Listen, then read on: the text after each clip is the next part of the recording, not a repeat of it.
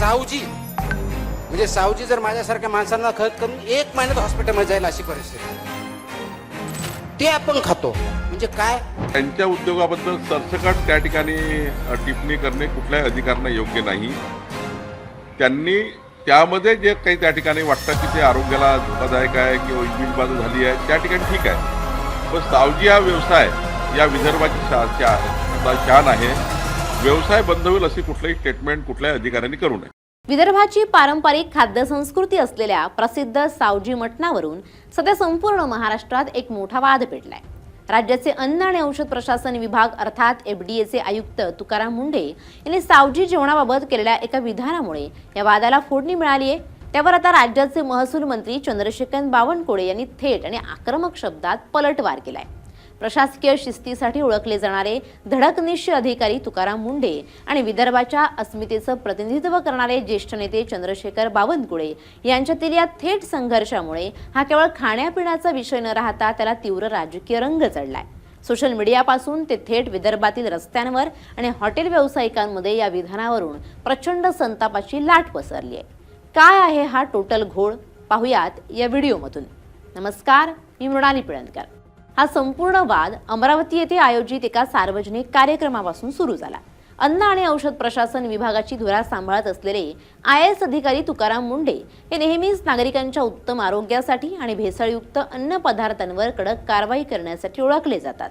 अमरावतीच्या एका कार्यक्रमात बोलताना त्यांनी लोकांच्या खाण्याच्या चुकीच्या सवयी आणि आरोग्यावर होणारे त्याचे दुष्परिणाम या विषयावर भाष्य केलं.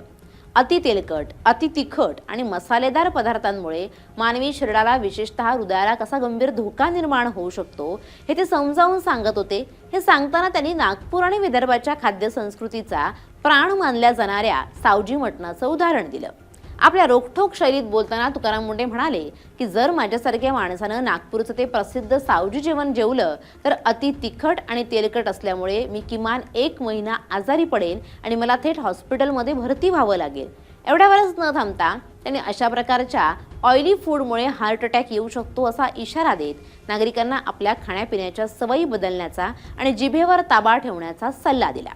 तुकाराम मुंढेंचं हे वक्तव्य सोशल मीडियावर वाऱ्यासारखं पसरलं आणि त्याचा व्हिडिओ प्रचंड प्रमाणात व्हायरल झाला. हा व्हिडिओ समोर येताच विदर्भातील नागपूर, अमरावती, यवतमाळसह अनेक जिल्ह्यांमध्ये यावर अत्यंत तीव्र आणि आक्रमक प्रतिक्रिया उमटायला सुरुवात झाली.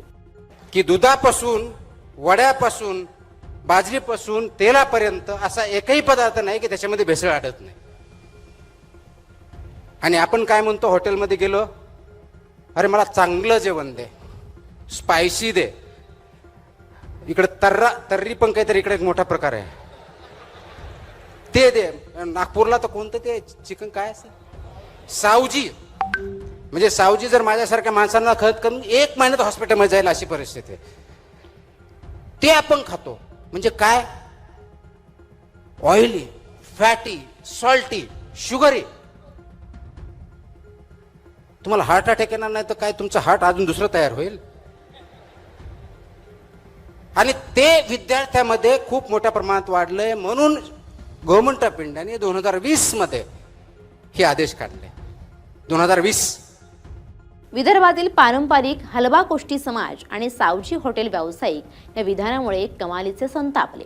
सावजी ही केवळ एक डिश किंवा केवळ मटणाचा प्रकार नसून ती विदर्भाची अनेक पिढ्यांची संस्कृती, परंपरा आणि अस्मिता आहे अशी भावना स्थानिक नागरिकांनी व्यक्त केली. हलवा समाज युवा संघटनेनं मुंढेंच्या विधानाचा जाहीर निषेध केला आणि त्यांच्या विरोधात निदर्शनं सुरू केली. अनेक हॉटेल मालकांनी मुंढेंना लक्ष्य करत म्हटलं की स्वतःच्या प्रसिद्धीसाठी आणि चमकोगिरीसाठी अशा प्रकारे एका मोठ्या पारंपरिक उद्योगाला बदनाम करणं अत्यंत चुकीचं आहे. नागपूरच्या काही हॉटेल व्यावसायिकांनी तर थेट तुकाराम मुंढेंना कायदेशीर नोटीस बजावली असून त्यांना जाहीर माफी मागण्याचं खुलं आव्हान दिलंय. अन्यथा न्यायालयात खेचण्याचा इशारा देखील दिलाय. हा वाद जेव्हा लोकभावनेशी आणि प्रादेशिक अस्मितेशी जोडला गेला तेव्हा यात राजकारण्यांनी उडी घेतली. विदर्भातील चंद्रशेखर बावनकुळे यांनी या प्रकरणात थेट एंट्री घेत तुकाराम मुंढेंच्या वक्तव्याचा खरपूस समाचार घेतला. मुंबईत पत्रकारांशी बोलताना बावनकुळे यांनी अत्यंत कडक शब्दात मुंढेंना तंबी दिली. बावनकुळे म्हणाले की सावजी हा विदर्भाचा ब्रँड असून ती आमची शान आहे. विदर्भामध्ये गेली 3 ते 4 पिढ्यांपासून हजारो कुटुंब अत्यंत प्रामाणिकपणे सावजी रेस्टॉरंट चालवत आहेत आणि हा केवळ एक हॉटेल व्यवसाय नाही, तर घराघरात बनवला जाणारा एक मोठा गृहउद्योग आहे. या व्यवसायावर हजारो लोकांचं पोट अवलंबून असून तो त्यांच्या उदरनिर्वाहाचं मुख्य साधन आहे. बावनकुळे यांनी अधिकाऱ्यांच्या अशा सरसकट वक्तव्यांवर तीव्र आक्षेप नोंदवला. ते म्हणाले की कोणत्याही जबाबदार अधिकाऱ्यानं संपूर्ण उद्योगाला बळीचा बकरा बनवू नये. रेस्टॉरंट्स बंद पडतील किंवा या व्यवसायाला कायमचा फटका बसेल अशी नकारात्मक विधानं करणं अधिकाऱ्यांना शोभत नाही. बावनकुळे यांनी अधिक स्पष्टपणे भूमिका मांडताना सांगितलं की जर एखाद्या विशिष्ट हॉटेलमध्ये अन्नात भेसळ आढळली, अस्वच्छता असेल किंवा आरोग्याला धोका निर्माण करणारी गोष्ट असेल तर कायद्यानुसार तिथे खुशाल कडक कारवाई करा. त्याला कोणाचाही विरोध असणार नाही, परंतु एका जागेवरील कारवाई किंवा वैयक्तिक मताचा आधार घेऊन संपूर्ण सावजी पाककलेला आणि विदर्भाच्या परंपरेला बदनाम करण्याचा अधिकार कोणालाच नाहीये. आज केवळ देशातच नव्हे तर जगभरातील अनेक देशांमध्ये सावजी मसाल्याची आणि चवीची मोठी मागणी असताना असं बेजबाबदार विधान करणं अत्यंत दुर्दैवी आहे. खरं तर सावजी हे जे रेस्टॉरंट आहे आमच्या विदर्भामध्ये, या ठिकाणी 3-4 पिढ्यापासून असे रेस्टॉरंट सुरू आहे. सावजी ही अशी मसाल्याची आणि बनवण्याची पद्धती आहे ज्यातनं प्रत्येकाला असं वाटतं विदर्भात गेल्यावर की सावजीचं जेवण जेवलंच पाहिजे. इतकी लोकप्रियता आहे. त्याचे मसाले तसे आहेत, ते मसाले इतर कोणी बनवत नाही. त्यामुळं त्यांच्या उद्योगाबद्दल सरसकट त्या ठिकाणी टिप्पणी करणे कुठल्याही अधिकाऱ्यांना योग्य नाही. त्यांनी त्यामध्ये जे काही त्या ठिकाणी वाटतं की ते आरोग्याला धोकादायक आहे किंवा विषबाधा झाली आहे त्या ठिकाणी ठीक आहे, पण सावजी हा व्यवसाय या विदर्भाची आता शान आहे. जगातल्या कितीतरी देशामध्ये आता सावजीची मागणी त्या ठिकाणी भरपूर ठिकाणी सावजी हे पकवानं जातं, त्यांचा जे काही नॉनव्हेज वगैरे आहे. मला असं वाटतं की त्या बिझनेसबद्दल काही बोलू नये, त्यांच्या बिझनेसला बळीचा बकरा बनू नये. तो अत्यंत त्या ठिकाणी हजारो परिवारांना त्यांच्या घरामध्ये घरगुती जेवण बनवणारा, घरातलं जेवण त्या ठिकाणी रेस्टॉरंटमध्ये आणून त्या ठिकाणी मग त्याचे ग्राहकांना देणारा हा मोठा व्यवसाय आहे. व्यवसाय बंद होईल अशी कुठलंही स्टेटमेंट कुठल्याही अधिकाऱ्यांनी करू नये. चौफेर टीकेची झोड उठल्यानंतर अखेर IAS अधिकारी तुकाराम मुंढे यांनी या संपूर्ण प्रकरणावर आपली रोखठोक आणि स्पष्ट भूमिका मांडली. पुण्यात माध्यमांशी बोलताना त्यांनी या वादावर पडदा टाकण्याचा प्रयत्न केला असला तरी ते आपल्या विधानावर ठाम राहिले. मुंडे यांनी अत्यंत स्पष्ट शब्दात सांगितलं की मी केलेल्या वक्तव्याबद्दल माफी मागण्याचा अजिबात प्रश्नच उद्भवत नाही, कारण माझा उद्देश कोणत्याही खाद्य संस्कृतीचा, समाजाचा किंवा व्यवसायाचा अवमान करण्याचा मुळीच नव्हता. त्यांनी आपल्या विधानाचा विपर्यास झाल्याचा दावा केला आणि ते पूर्णपणे त्यांचं वैयक्तिक मत असल्याचं स्पष्ट केलं. आपल्या भूमिकेचं समर्थन करताना मुंढे यांनी एका जुन्या आठवणींचा आणि वैयक्तिक अनुभवाचा आवर्जून उल्लेख केला.